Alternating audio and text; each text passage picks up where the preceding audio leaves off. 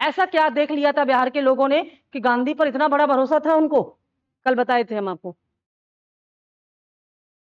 हाँ, क्योंकि गांधी जी द्वारा पहली बार सत्याग्रह का सफल प्रयोग चंपारण या नील आंदोलन में किया था 1917 में। तो 1917 के इस नील आंदोलन में जो कि बिहार के किसानों के लिए किया गया था, बिहार के किसानों ने सामने से देखा कि सत्याग्रह सत्याग्रह क्या होता है? सत्याग्रह क्या होता है? सत्य के द्वारा और सत्य के लिए आग्रह करना, है ना? इसमें क्या होती है? अहिंसा होती है। सबसे पहली पहचान है इसमें, हिंसा की कोई जगह नहीं होती। अहिंसक तरीके से आंदोलन करके आप अपनी, जैसे मुन्ना भाई, कौन सी वाली? सेकंड वाली, लगे रहो मुन्ना भाई। तो उसमें वो जो है ना, उसका जो विरोधी है उसको गेट वेल सून बार बार बोल बोल करके उसके स्वस्थ होने की कामना करता है। तो सत्याग्रह के नाम पर उसके बंगले के सामने वो कितना परेशान हो गया उसको देख देख करके ही। भाई अगर आपका कोई बैरी हो, आप उसके साथ बुरा करें और वो बार बार आपको शुभ कामनाएं दे, बार बार आपको सामने आए और आपके जम के बैठ जाए अपनी बात मनवाने के लिए, तो आप कहोगे पिंड छोड़ो भाई, जाओ। आप वही करने को राजी हो जाओगे जो वो चाहता है। ये सत्याग्रह है, बलपूर्वक नहीं। ठीक है? तो ये सत्याग्रह सफल हुआ था बिहार में। इसलिए बिहार के किसानों ने ये जान लिया था कि जो काम बंदूक की गोली से नहीं होता, क्योंकि इससे पहले जितने भी आंदोलन हुए सब में हिंसा हुई थी।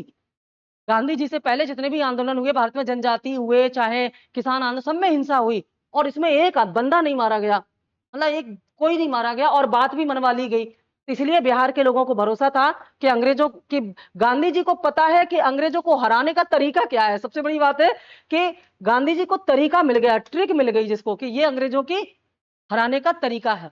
अंग्रेज ये जानते थे कि गांधी जैसे, अब कोई दुबला पतला आदमी सामने आधे कपड़े पहन करके बैठा हो और तुम्हारे सामने हाथ जोड़ रहा हो बेचारा, और बिल्कुल भी, और तुम उसके ऊपर अत्याचार, तो एक दिन ऐसा आता है ना कि हृदय पिघल जाएगा आपका भी। गांधी का सत्याग्रह क्या कहता था कि इससे हृदय परिवर्तन होता है सामने वाले का, और फिर वो वही करता है जो उसको करना चाहिए। जो आप गोली से नहीं करा सकते वो आप बोली से करा सकते हैं, ये काम यहाँ पर। तो गांधी जी समझ गए थे और इसी सत्याग्रह का प्रयोग गांधी जी ने किया। गांधी जी की नीतियां बढ़िया थी। भारत की आजादी तक ये जो विभाजन हुआ ना हिंदुस्तान पाकिस्तान, यहाँ थोड़ी सी गड़बड़ी हो गई विचारों में। और गड़बड़ी भी क्या हो गई ना, उनको ये बात का अंदाजा नहीं था कि इसका परिणाम इस प्रकार से, अगर परिणाम सोचे होते तो कभी ऐसा नहीं करते, है ना? या तो पूरी तरह से एक पाकिस्तान बना देते या पूरी तरह से एक हिंदुस्तान। अब इधर उधर के चक्कर में देखो कितनी हिंदुस्तान की महिलाएं हैं जिन्होंने पाकिस्तानी आदमियों से शादी कर ली है, लेकिन अपनी इंडियन सिटीजनशिप नहीं छोड़ी है। अब वे नागरिक हैं भारत की और वे शादी करके पाकिस्तान की हैं। अब यहाँ आई हैं अपने परिवार से मिलने और अपने बच्चों के साथ, पति के साथ। तो पति और बच्चों को भेज दिया गया क्योंकि उनके पास पाकिस्तान का पासपोर्ट है। महिलाओं को नहीं जाने दे रहे हैं। क्यों नहीं जाने दे रहे हैं? क्योंकि तुम्हारे पास तो इंडियन पासपोर्ट है, तुम पाकिस्तानी नहीं हो। और तुम पाकिस्तानी नहीं हो तो तुम्हें कैसे? वो कहती है एक माँ को बच्चे से जुदा कर दिया। अरे भैया आप क्या करें? यहाँ माँ बेटे का रिश्ता देखें कि राजनीति, किस देश को संभाले, डिप्लोमेसी जो है उसको फॉलो करें। कि तो ये डिसीजन गलत था। बड़ा अच्छा यहाँ पर एक उपाय ये हो सकता था कि अगर कोई भारतीय महिला किसी पाकिस्तानी पुरुष से और पाकिस्तानी पुरुष भारतीय महिला से विवाह करता है, तो जो भारत के लोग हैं उनकी भारतीयता वहीं समाप्त हो जानी चाहिए।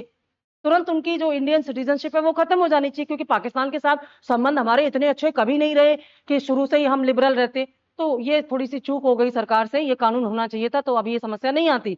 और इसका लाभ उठा करके अब ये जम्मू कश्मीर की पुलिस में एक महिला कह रही है कि मेरा पति जम्मू कश्मीर की पुलिस में नौकरी करता है, जबकि उसके पास पाकिस्तानी पासपोर्ट है, उस पुरुष के पास। इसका मतलब क्या है कि पाकिस्तानी नागरिक जम्मू कश्मीर पुलिस में काम कर रहा है। अब बताओ कि जो पाकिस्तान की राष्ट्रीयता नहीं छोड़ पाया वो प्रेम कैसे छोड़ पाएगा? और उसके साथ जब भारतीय सेना इस तरह से फोर्सेस में रहेगा तो उसकी नीतियां किस प्रकार की होंगी? ये बहुत गलत है। ये जो कश्मीर में आंतरिक स्तर पर है ना, अंदरूनी लोग शामिल हैं, अब निकल निकल के बाहर आ रहे हैं ना, ये का पड़ रहा है छापा। पहले अंदर की गंदगी साफ की जाए ना, तब बाहर कुछ किया जाए। उस पर चल रही है पूरी नीतियां। ऐसा नहीं कि सरकार चुप बैठी है, काम चल रहा है, सफाई अभियान चल रहा है, स्वच्छ भारत अभियान। हाँ हाँ हाँ, बहुत जरूरी है।